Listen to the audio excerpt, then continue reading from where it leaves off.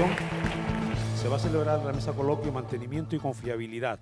Intervienen Antonio José Fernández, presidente del Comité de Fiabilidad de la Asociación Española de Mantenimiento; Blas Galván González, investigador asociado del CIANI de la Universidad de Las Palmas de Gran Canaria; Pedro Fleitas Cabrera, responsable de mantenimiento de Ademtech del Grupo Vinter; y Félix Lavoy, de Puerto Rico, presidente corporativo de Vibra. Muy buenos días. Con su permiso vamos a comenzar la mesa coloquio que tenemos planteada dentro del Congreso sobre fiabilidad y mantenimiento, o como nuestros queridos colegas de Hispanoamérica denominan, confiabilidad y mantenimiento. Mi nombre es Antonio José Fernández, represento dentro del Congreso, y tengo mucho gusto en hacerlo, a la Asociación Española de Mantenimiento, donde ejerzo la presidencia del Comité de Fiabilidad. Y para esta mesa pues tenemos un extraordinario plantel de grandes profesionales que de antemano les pido disculpas por la minimización de su extenso currículum. Bueno, entonces, sin más dilación, paso a presentarles. Por deferencia con las personas que vienen de más lejos, voy a presentar en primer lugar a Félix Lavoy, que viene de Puerto Rico.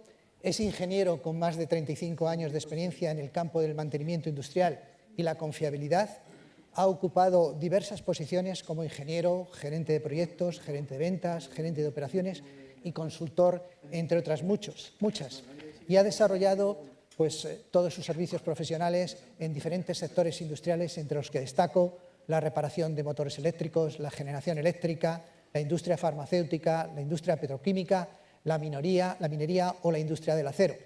Está certificado por diversas sociedades profesionales y en la actualidad es presidente de Vibra, compañía de consultoría y servicios en el ámbito de la ingeniería de fiabilidad y mantenimiento. Gracias. En el centro contamos con Pedro Fleitas Cabrera, que después de una primera etapa en el Ejército del Aire ocupado del mantenimiento de aviones de combate en la base aérea de Gando, se incorporó a Vinter Mantenimiento, donde ha desempeñado diferentes funciones en las áreas de calidad, ingeniería, planificación y mantenimiento. Unos años más tarde fue nombrado responsable de mantenimiento de la empresa creada por Vinter para el diseño, fabricación y mantenimiento de piezas de aviones. Es especialista de ensayos no destructivos, siendo nivel 3 en corrientes inducidas y nivel 2 en líquidos penetrantes y ultrasonidos. Y finalmente contamos con Blas Galván. Blas Galván es doctor ingeniero industrial por la Universidad de Las Palmas de Gran Canaria. Ha sido profesor titular del Departamento de Matemáticas y director del Grupo de Investigación en Computación Evolutiva y Aplicaciones Numéricas del en Ingeniería del Instituto Universitario de Sistemas Inteligentes y Aplicaciones en Ingeniería, CIANI, de esta universidad. Colaborador de la Plataforma Oceánica de Canarias, PLOCAN, y antes de incorporarse a su etapa universitaria trabajó en Mobil Oil y en Fujitsu. Es creador y director del Máster Micro sobre Confiabilidad y Riesgos y ha dirigido 12 tesis doctorales y decenas de proyectos fin de carrera y máster. Como ven, gente con mucha experiencia y que seguro que sus opiniones serán sumamente interesantes. Sin más dilación, vamos a abrir la mesa. La mecánica es que, lanzaremos alguna pregunta a alguna persona dirigida, pero yo creo que por hacer el debate o el coloquio más abierto, una vez que la persona comente, podemos intervenir apuntando los aspectos que consideremos más interesantes, ¿no? Bueno, y mi primera pregunta es para Félix. Félix, ¿cuál es el nivel de implantación de la ingeniería de fiabilidad actualmente en el continente americano, en los sectores que conoces? ¿Cuáles son sus retos? ¿Cuáles son sus limitaciones? Interesante. Yo puedo hablar con propiedad del territorio de Estados Unidos y Latinoamérica. Son las áreas donde típicamente trabajo. Aunque tengo colegas de Canadá y siempre intercambiamos ideas. La fiabilidad es una área que muchas personas preguntan, ¿cómo la compro? ¿Qué es? Y ahí es donde tenemos que ver muchas empresas están adelantadas y yo lo divido como mercados verticales. Si nos vamos a Estados Unidos, y tengo que hablar de forma conservadora, si hablas en Estados Unidos, yo podría decir que el 60% de la industria global tiene una idea de lo que es fiabilidad. Voy a usar la palabra fiabilidad, que es la que estamos acostumbrados aquí. Pero tiene ciertos mercados verticales, como son la farmacéutica, la petroquímica. Estas áreas están mucho más adelantadas en lo que es la implementación de la fiabilidad. Por lo tanto, diría que en la industria en general, en Estados Unidos está como un 60%. Latinoamérica es una que estamos comenzando. En Latinoamérica puedo decir la petroquímica continúa como un mercado vertical donde utilizan la fiabilidad, las diferentes tecnologías, procesos, procedimientos, pero están más rezagados. Es un mercado donde están comenzando a ver lo que es fiabilidad y cómo lo implemento. Porque todos estamos hablando de fiabilidad, pero ¿cómo lo hago? ¿Es algo que compro y se lo unto al pan y mi gente lo utiliza? ¿O es algo que tengo que utilizarlo en mi día a día? La otra pregunta que siempre me hacen es, ¿quién es el responsable de la fiabilidad? No sé por qué típicamente miran a mantenimiento.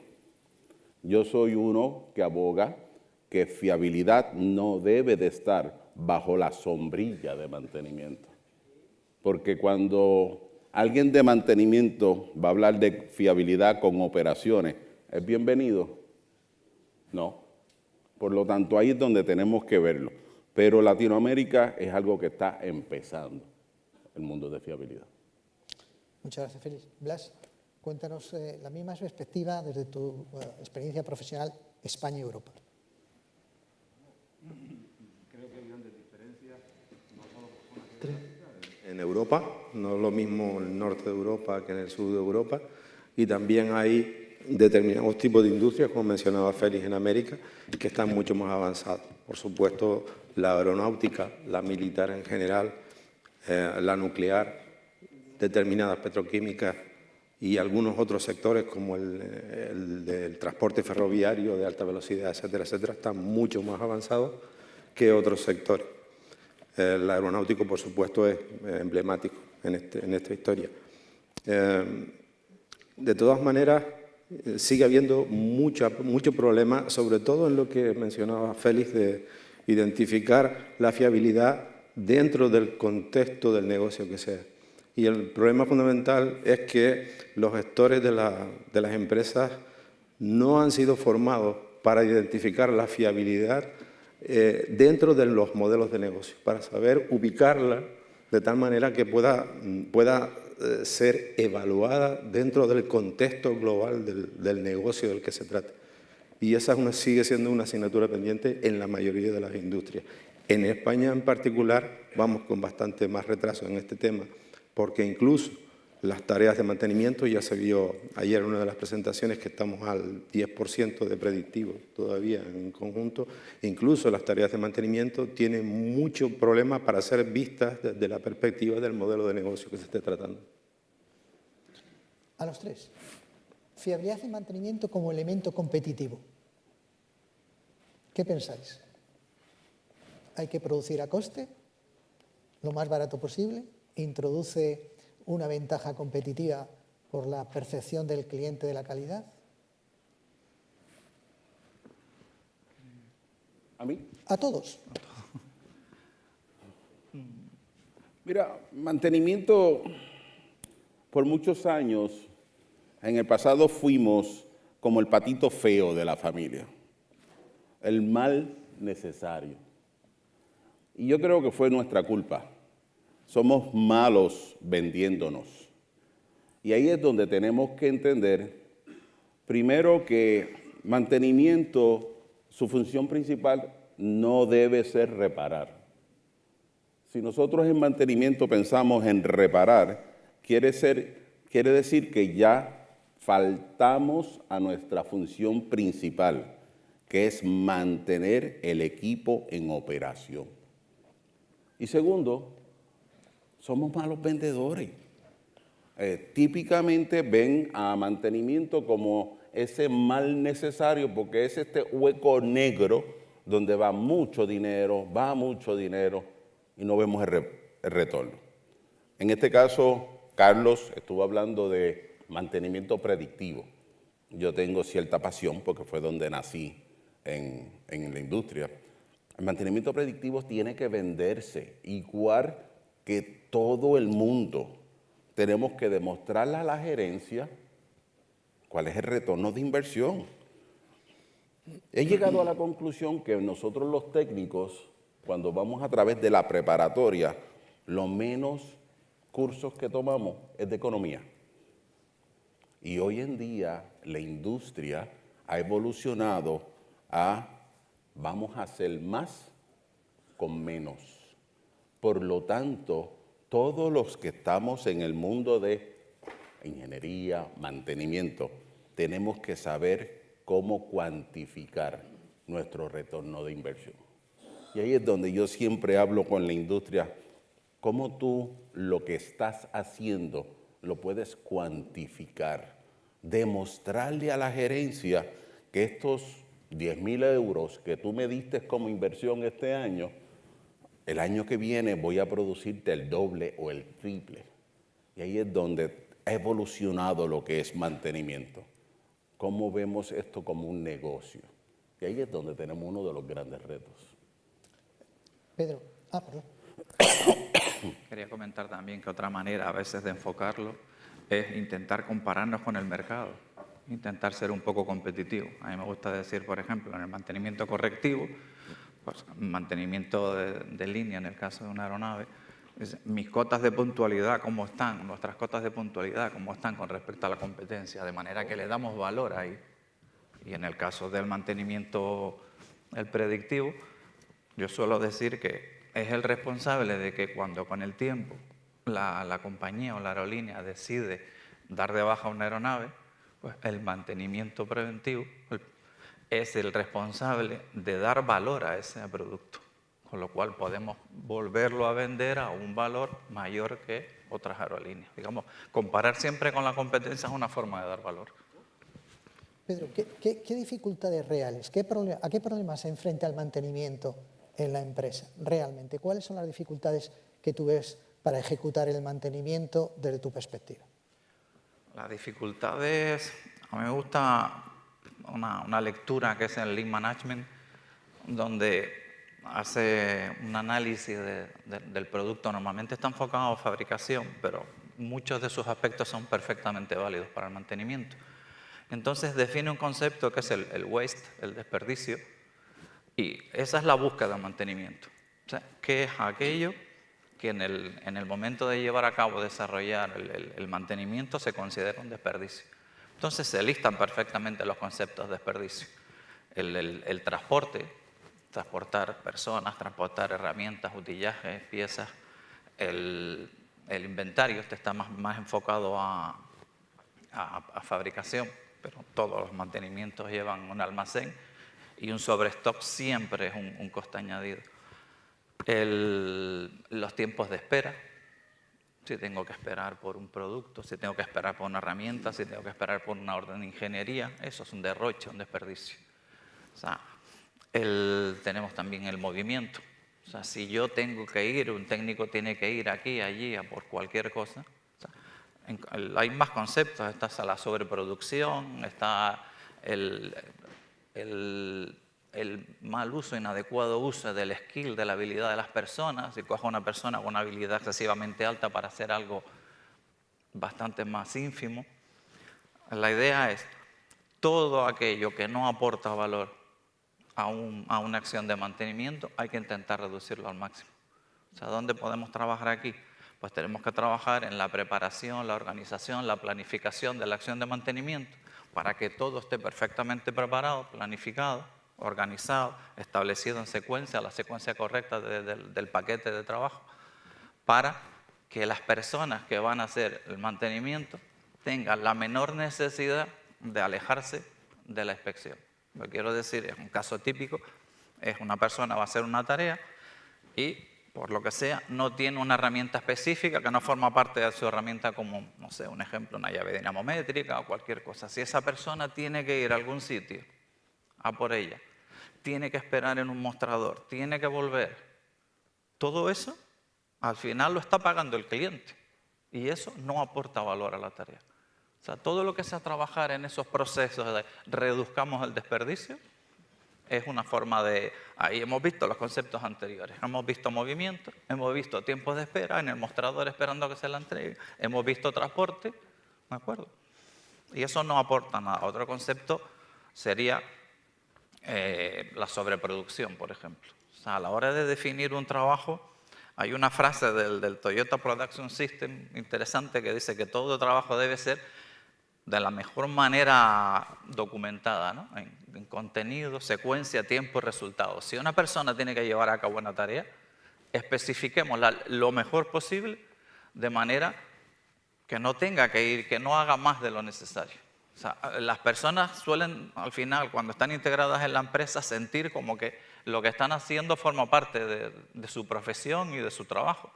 Ayer el señor Abdiel comentaba cómo uno de los procesos que mejoró mucho el Canal de Panamá fue cuando las clasificaciones por skill de las personas pasaron a estar clasificadas por skill o por especialidades, pasaron a estar clasificadas por unidades de mantenimiento.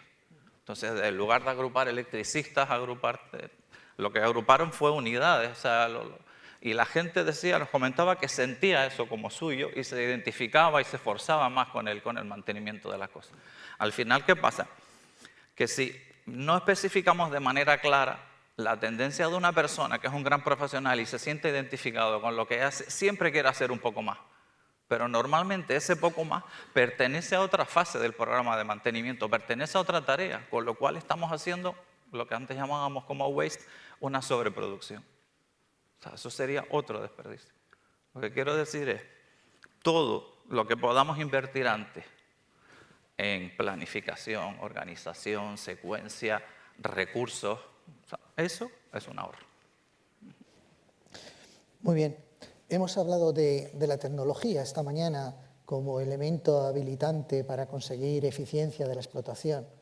Y en ese sentido, Félix, ¿cómo ves el concepto de Industria 4.0 con relación a mantenimiento? ¿Qué cambios va a producir? ¿Viene para quedarse? ¿Es una moda? Mira, me encanta el tema Industria 4.0. Muchos de los conferencistas han hablado de ese concepto. Yo lo transformo, como decimos en mi patria, en arroz y habichuela. Industria 4.0 suena como glamour, wow. En realidad es cuando convergen un sinnúmero de tecnologías para la digitalización de los procesos. Es tan simple. Lo que ocurre es que todo el mundo está buscando digitalización, pero cuando vamos a la implementación no es tan fácil, porque cuando analizamos, y estamos envueltos en varios de ellos, yo le digo a mis clientes, ok, vamos a digitalizar, por ejemplo, una línea de llenado de botellas de Coca-Cola, un cliente grande de nosotros. Y, ok, vamos a digitalizar esta línea. Perfecto, necesito datos. Pues vamos a esta correa transportadora y le preguntamos, ¿cuál es la cantidad de botellas que debe de suplir esta línea transportadora? Bueno, debe de estar entre 45 a 60 unidades a veces. ¿Ok? Y cuando llega esa botella a esta sección que es la llenadora, ¿cuánta o cuál es la velocidad? Bueno, se supone que vaya, se supone. Entonces, ahí es que nos estamos encontrando que no conocemos nuestras plantas, su capacidad de generación, no tenemos procesos, cómo funcionar, y me estás pidiendo que yo digitalice algo que tú no conoces o controlas. Por eso es que tenemos que ver que cuando vamos a esto de Industria 4.0, la primera pregunta que yo siempre hago, mantenimiento, ¿está listo para esto? Porque me hacen la pregunta, ¿cómo me va a infectar? ¿Cuánto dinero tengo que separar para esto de 4.0? ¿Cuántos sensores tengo que comprar? Detén. ¿Estás listo? ¿Tienes procedimiento? Como acaba de hablar ahora el compañero. Si no tienes un procedimiento de planificación y programación de tus órdenes de trabajo eficiente, ¿cómo voy a digitalizarlo? Porque cuando entro en estos procesos, tengo muchos datos. Hoy en día tenemos datos de todos los colores y todos los sabores. ¿Pero qué estoy haciendo con ellos? Bueno, puedo contextualizarlo, puedo tomar todos esos datos y llevarlo a un contexto, a una información. Pero lo primero que surge es, ¿estos datos son válidos? Estos datos, el instrumento con lo cual yo colecté estos datos, ¿fue calibrado? Sí, lo calibramos hace 3 años y funcionaba a perfección. Pero de los últimos 3 años, ¿dónde está la documentación? Ah, eso no sé. Yo sé que lo calibraron. Tenemos que ir a buscar la información a otro lado. Y ahí es donde mantenimiento, que es el tema que estamos hablando en este foro, tiene que prepararse para una transformación. Pero primero tiene que entender que yo no puedo mejorar si no tengo un sistema controlado. Y cuando yo empiezo a hacer preguntas y lo primero que me dicen es, a veces, tal vez, ya entonces tenemos que ver que antes de entrar en un proceso de digitalización, tengo que entrar en un proceso de normalización y estandarización de este sistema para poder evolucionarlo. Porque muchas veces queremos optimizar algo que no es estable y no hay forma. Por lo menos yo lo he intentado varias veces y no ha funcionado. Primero tenemos que tener sistemas estándar, produciendo resultados de retorno de inversión, alineados a mi objetivo corporativo para poder trabajar con la industria 4.0. Me encanta. La industria 4.0 empezó hace años. Lo que ocurre es que ahora llegó a mantenimiento, a la industria, pero llevamos años con ella. Lo que ocurre es que estamos listos para poder entrar en ella, es lo que deben de hacer el análisis. Muy bien.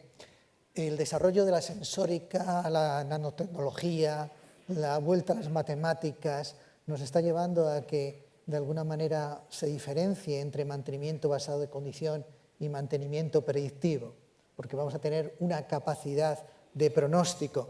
Entonces, en ese sentido, Blas, cuéntanos, sé que conoces bien el tema, ¿cuál es el estado actual de las metodologías de diagnóstico y pronóstico de fallos? ¿Cuáles son las últimas tendencias de software en cuanto a tratamiento de datos orientado a estos aspectos? Bueno, el diagnóstico y pronóstico de fallos ha evolucionado muchísimo en los últimos 10 años. Por un lado, por las experiencias que se han ido teniendo y los fracasos que se han ido teniendo, de los que se ha ido aprendiendo mucho. Por otro lado, la tecnología ha ido evolucionando mucho y por otro lado, el desarrollo de software ha dado saltos impresionantes, sobre todo en los últimos 3 años. Todo eso significa que ese proceso de implantación del diagnóstico y pronóstico de fallos va creciendo en el tiempo, va adquiriendo nuevas capacidades, va permitiendo hacer cosas que hace 5 años eran insospechadas y dentro de 3 años va a permitir hacer cosas que hoy son insospechadas. La llegada del 5G dentro de 2 años va a suponer una revolución enorme y va a introducir conceptos como que podemos manejar la imagen, ya no solo el dato obtenido por un sensor, sino una imagen obtenida por un sensor de otro tipo para procesarlo en tiempo real con muy poca latencia y poder realizar diagnósticos y pronósticos. La problemática fundamental que estamos teniendo es que la evolución de la tecnología, la evolución de la sensórica, la evolución del desarrollo de software va a mucha mayor velocidad que la posibilidad de implantación en la industria. mientras que la industria ahora mismo está pensando en cómo se implanta el 4.0 y que eso es un problema tal vez de la gente de mantenimiento o de alguna otra área de la empresa, los desarrollos informáticos y la tecnología que viene nos muestran que esto no es un problema de determinados departamentos, sino que es un problema de cultura de empresa, de estructura de organización. Entonces, estos enormes desarrollos que dentro de poco nos van a permitir tener unos diagnósticos muy precisos y unos pronósticos a corto y medio plazo muy precisos, no van a valer de nada si la cultura de empresa, esa pirámide que va desde el Consejo de Administración hasta el último empleado, no evoluciona rápidamente para dar cabida y dar sentido a estos nuevos desarrollos dentro del modelo de negocio de la empresa. Y eso puede hacer que en algunos sectores lleguemos a estar dentro de 3 o 4 años como si estuviésemos en la edad de piedra, porque no hemos sido capaces de adaptarnos al ritmo del proceso técnico que ahora mismo llevamos. Muy bien. Yo, como última cuestión, creo que vamos a tratar para mí el tema más importante, y es poner a la persona en el centro de todos los procesos que tenemos. Entonces, quisiera comentarios de todos vosotros al respecto de el reclutamiento de las personas para temas de fiabilidad y mantenimiento, el tema de la formación de esas personas. Tema interesante. Nosotros hemos estado participando en diferentes proyectos dentro del mundo de fiabilidad y el reto más grande que nos hemos encontrado es gente, people, cómo trabajar. Da la particularidad que a nosotros nos tocó en el tiempo, tenemos 4 diferentes generaciones trabajando simultáneamente.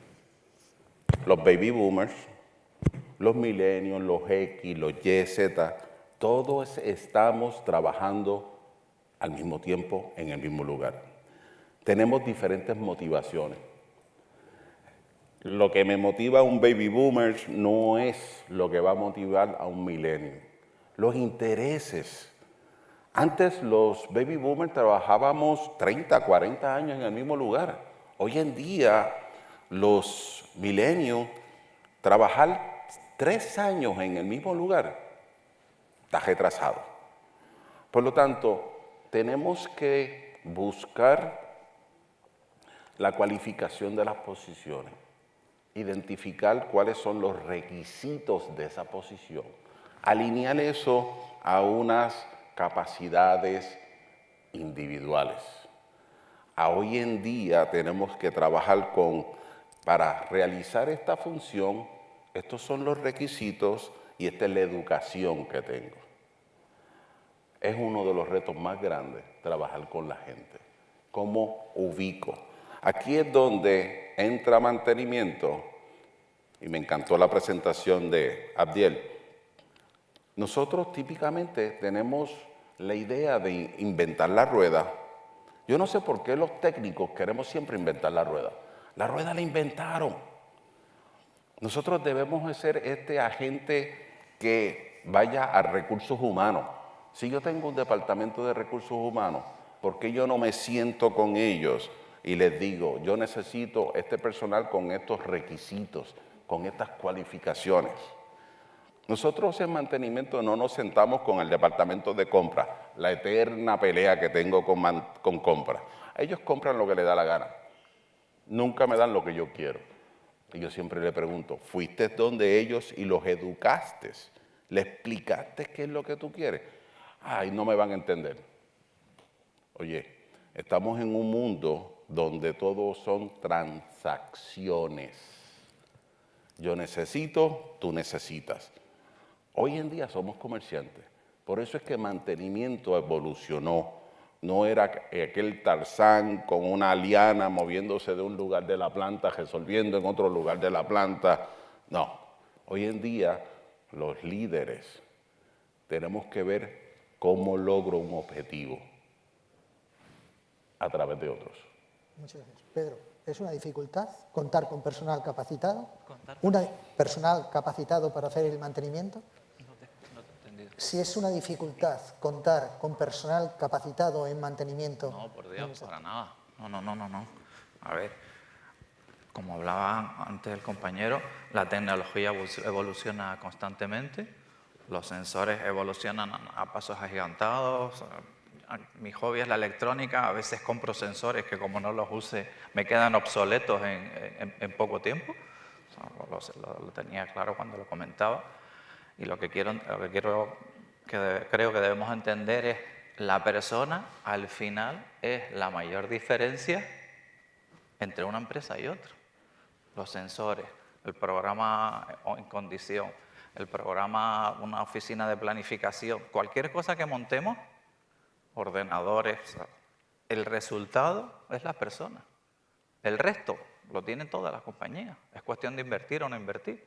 Pero la capacidad de sacar jugo a esa infraestructura, lo vemos en deporte, ¿no?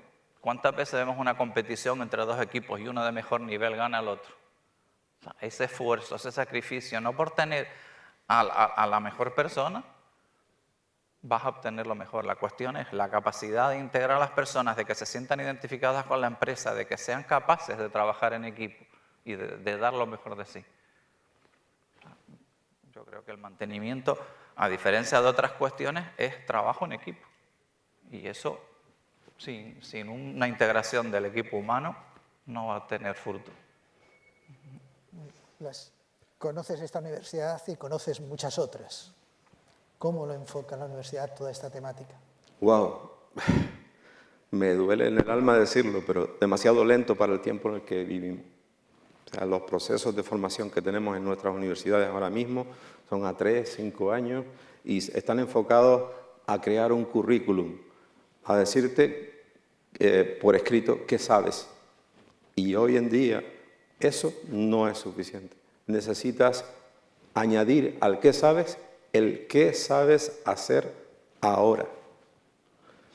Y eso, ¿cómo se aprende hoy en día? Cuando yo quiero saber hacer algo, o lo hago porque me dan una formación rápida en la empresa donde me integro, o lo hago porque me voy a un curso especializado que me pago en algún sitio, o me voy a internet y lo aprendo. Y la universidad hoy en día no se entera de ese cambio. Sigue estando igual de lenta y no responde a un requisito social. No está respondiendo. Tiene que cambiar mucho para poder responder a ese requisito. Y tenemos que presionarlo para que lo haga. Pues muchísimas gracias. Yo creo que hemos cubierto muy poquitos aspectos de esta, digamos, temática tan polimórfica que tiene tantas cuestiones a analizar. Solo me queda darles las gracias a los ponentes que, como habrán comprobado, saben mucho y se expresan perfectamente, y a todos ustedes por su atención. No les robamos más tiempo del café. Muchísimas gracias.